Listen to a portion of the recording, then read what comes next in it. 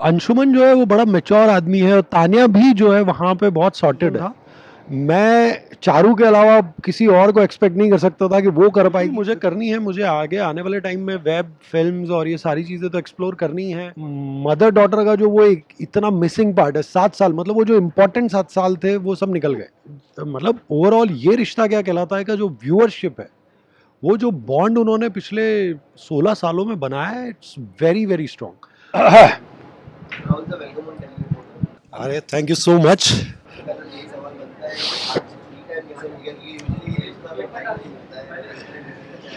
हाँ, वो कुछ दूसरी चीजें सेटअप की जा रही है अभी, इसलिए थोड़ा अंशुमन को ब्रेक है।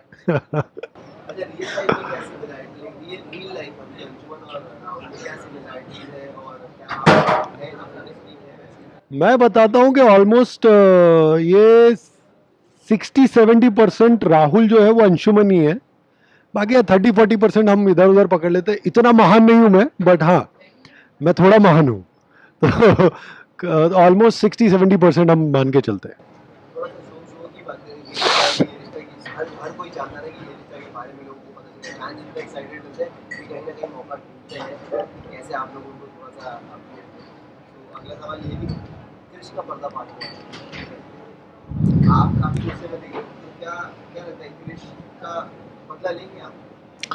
बदला तो ले लिया ना, 2 मिनट लगा बदला लेने में, मुझे ज्यादा कुछ लगेगा नहीं। अंशुमन के पास इतनी पावर है कि वो चाहे तो 2 मिनट के अंदर काफी सारी ऐसे डैमेजेस वो कर सकता है जो डैमेजेस से रिकवर करना क्रिश के लिए बहुत मुश्किल होगा। बट कहीं ना कहीं वो एक अच्छा इंसान है, इसलिए वो डैमेज करने के बजाय जो चीज उस वक्त पे उसको लगती है कि जो तेरा मेरा रिश्ता है वो आज से इसलिए खत्म बिकॉज ये वाली चीज, मेरी बहन की तूने रिस्पेक्ट नहीं की, उसको डिसरिस्पेक्ट करना मतलब जो हमारे जितने भी रिलेशन है वो खत्म। तो उनकी जितनी भी डील्स हैं, जो चीजें हैं, वो सब खत्म हो गई। तो हाल फिलहाल तो यही डैमेज है, इसके बाद क्रिश अगर कुछ करेगा तो फिर डैमेज तो अलग तरीके से रिकवर किया जाएगा। I don't think so, because Anshuman जो है वो बड़ा मैच्योर आदमी है और तान्या भी जो है वहां पे बहुत सॉर्टेड है। उसको पूरी क्लैरिटी है इस चीज़ में कि ये मेरा रिलेशन है, मुझे संभालना है, मेरी चीज़ें हैं, मुझे करनी है, तो मैं इस चीज़ को डिस्टर्ब ना करूं। अंशुमन और अबीरा का जो रिश्ता है वो एक अलग, पूरा चैप्टर ही अलग है। तो आई डोंट थिंक सो वो उसको उतना डिस्टर्ब कर सकती है या करना चाहेगी। मिल जाए तो मैं भी होप में हूँ कि अगर वो मिल जाएगा तो मेरे लिए भी कुछ अंशुमन का कैरेक्टर थोड़ा सा और निखर के आएगा, प्लस लोगों को कुछ नया साइड देखने को मिलेगा। सो आई एम होपिंग हो जाए, लेट्स सी। राजन सर सुन रहे हो ना आप?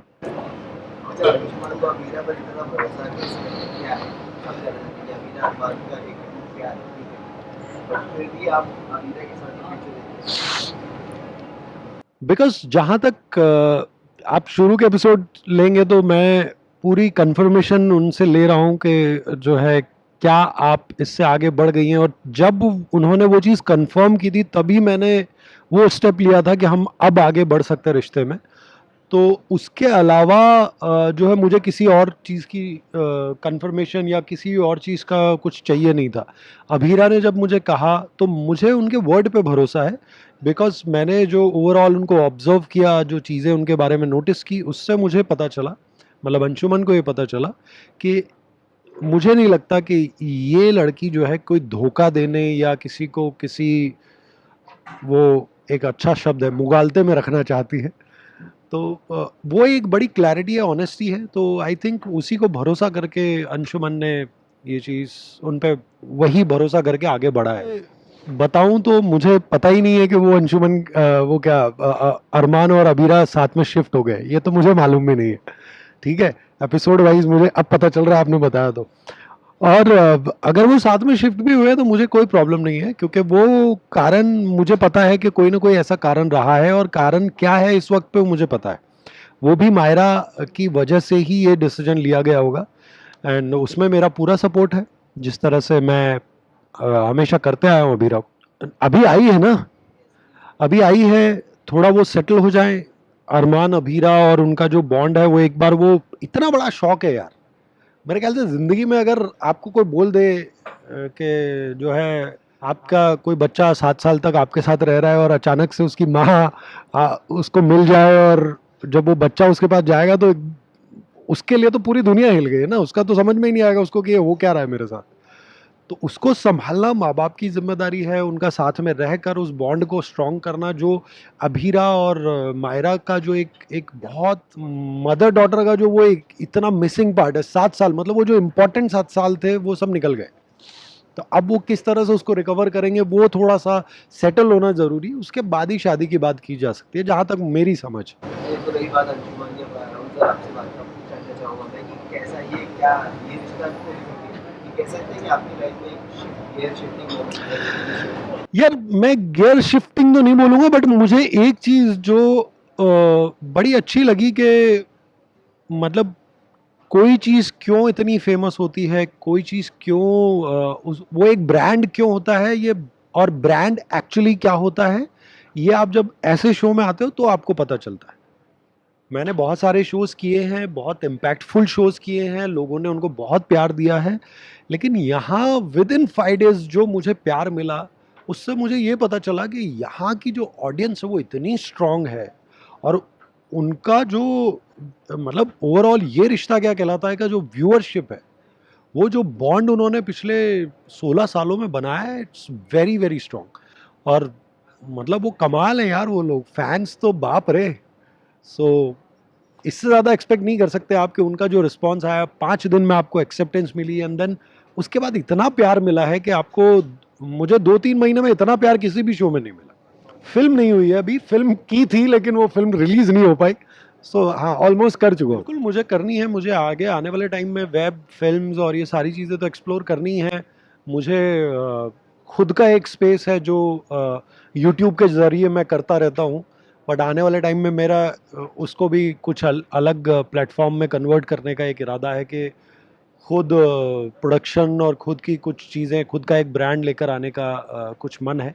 सो देखते हैं वो कब पूरा होता है, वो कब आएगी वो चीज़, वो आई डोंट नो, बट वो जब भी होगा आई एम होपफुल के बहुत अच्छी कोशिश करूंगा मैं उसके लिए। इम्पोर्टेंट चीज़ आपने यूट्यूब को लेकर के, ये भी बहुत सारे एक्टर्स हैं जो बिजी रहते हैं, अपना पूरा टाइम शूट में देते हैं, उसके बाद भी यूट्यूब के टाइम निकालते हैं अपने खुद का ब्लॉग बनाते हाँ मैं करता हूँ, वो मैं भी करता हूँ। हैं। पहले ऐसा था, ऐसा नहीं था कि जब एक्टर्स अपनी रियल लाइफ को बताना चाहते थे या फिर एक्सप्रेस करना चाहते थे जो कि उन्हें रियल लाइफ में, लेकिन अभी वो चीज़ सब करने लग गए हैं। लाइक तो ये चीज़ के बारे में क्या कहेंगे? ये चेंज के बारे में ये कहूँगा कि यार ये आज की डिमांड है, इसलिए ये पूरी की जा रही है।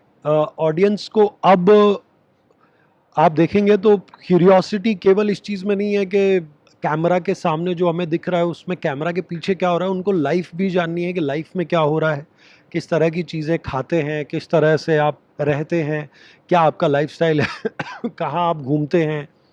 तो काफ़ी कुछ चीज़ें हैं जो मुझे लगता है कि वो अनएक्सप्लोर्ड रह जाती थी पहले। लोगों को क्यूरियोसिटी ही पूरे ज़िंदगी भर रह जाती थी कि कैसे होता है। बट आज की तारीख में वो चीज़, बिकॉज़ वो ओवरऑल वर्ल्ड में वो प्लेटफ़ॉर्म इस तरह से ओपन है और लोग खुलकर सामने आने लगे हैं, बात करने लगे हैं अपनी इनसिक्योरिटीज़ के बारे में, अपनी चीज़ों के बारे में, अपने जो स्ट्रगल्स हैं उनके बारे में, अपने कंफर्ट के बारे में। तो ये एक बहुत अच्छा मीडियम है लोगों से बात करने का। ये बात अलग है कि कभी-कभी बात का बतंगड़ भी बना दिया जाता है, बट ठीक है, इट्स ओके। मैं उनके बारे में कहूँगा it was a very wise decision, बहुत ही कमाल का डिसीजन था और ये बहुत ब्रेव डिसीजन था। मैं चारू के अलावा किसी और को एक्सपेक्ट नहीं कर सकता था कि वो कर पाएगी, बिकॉज़ चारू के साथ में मैंने पूरा 1 साल बिताया है सेट पे, और सेट के अलावा भी हमारी जो दोस्ती थी वो दोस्ती बहुत अच्छी दोस्ती है हमारी। और उसमें मुझे एक चीज़ बहुत पता चली कि वो 1 साल के अंदर वो जितने इंसिडेंट उसके जीवन में हुए बच्ची को लेकर, उन्होंने उसको काफ़ी डरा दिया था। और जो सेट का शो का कमिटमेंट होता है वो बहुत ज़्यादा होता है। तो जब आपका कमिटमेंट इतना ज़्यादा है और आप अपने बच्चे को संभाल नहीं पाए, तो कुछ कुछ घटनाएं तो ऐसी थी जिन्होंने हमें भी डरा दिया था। तो वो चीज़ों को देखकर फिर हम लोग भी इन्वॉल्व हुए थे काफ़ी जगह पे, और जहाँ हेल्प हो सकती थी सब लोगों ने हेल्प किया वहाँ पे, कि कैसे उसको कंफर्ट जोन में रखा जाए, कैसे जियाना जो है वो कंफर्ट जोन में जाए। तो मुझे लगता है कि उस ओवरऑल पूरे शो के बाद में उन्होंने ये डिसीजन लिया है कि ये मैं कंटिन्यू अभी तो नहीं कर पाऊंगी, अभी मेरी प्रायोरिटी बच्ची है और उसी पे मुझे ध्यान देना है। एंड अभी वो गई हैं उस चीज़ के लिए और उन्होंने बहुत कुछ स्टार्ट कर दिया, and I am proud of her. So ये बहुत कम लोग कर सकते हैं, ये सच में बहुत कम लोग कर सकते हैं।